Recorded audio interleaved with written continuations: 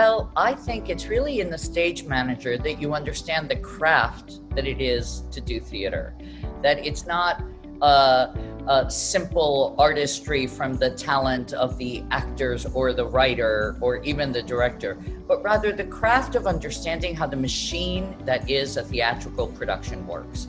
You need a stage manager to actually make a production happen at all. I can't imagine how it would have worked without them. And we know historically the theater was fine without directors. It always had stage managers. It didn't always have directors.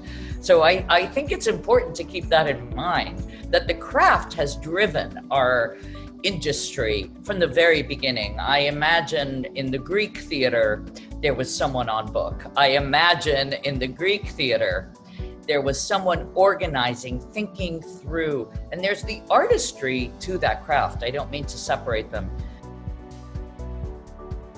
Tell me a project I wouldn't use a stage manager for. A stage manager is a sounding board, is a partner, is a colleague you can trust, is often the only other grown-up in the room. I'm finding now with Zoom theater, and God forbid, but here we are with Zoom theater. Hay que sobrevivir con este teatro. Sorry, just saying we have to survive with this theater. I'm finding that stage managers are now our Zoom masters in some cases. Someone who is calm no matter what the circumstances. Someone who is so supremely organized and so intuitive that they know what you're going to do before you've actually thought about doing it. Someone who knows the play as well as the director, but understands the mechanics of it. I think a great stage manager is a bit of is a bit of every designer, as well as the acting coach. They understand the rhythms of the actors and they understand the temperaments of everyone in the room. Absolutely. I will say that the great stage managers I've worked with maintain the show and in some cases repair it after I leave. So every once in a while,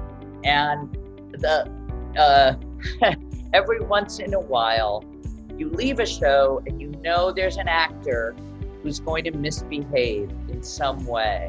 And no matter how much you and the stage manager prepare for that misbehavior is still going to end up on the stage manager's watch. And it's really a gift to come back and see a show and see how a stage manager has not only maintained, but in some cases improved on certain temperamental performances.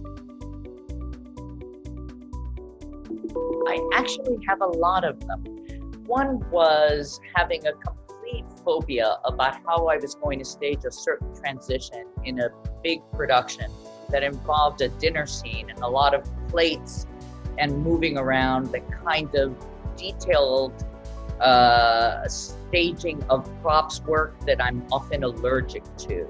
And as I entered the rehearsal room with this feeling of dread of how the afternoon was going to go, my stage manager turned to me and said, "So I figured out what everybody's bringing on and where they go. Do you want to look at this? Do you want me to give it to them? This is the part the crew does. This is the part the actors do. What do you think?" So I was like, thank you. And it worked beautifully. And that continued through tech, where transitions help from my ally, my stage manager, my partner in crime, carried through.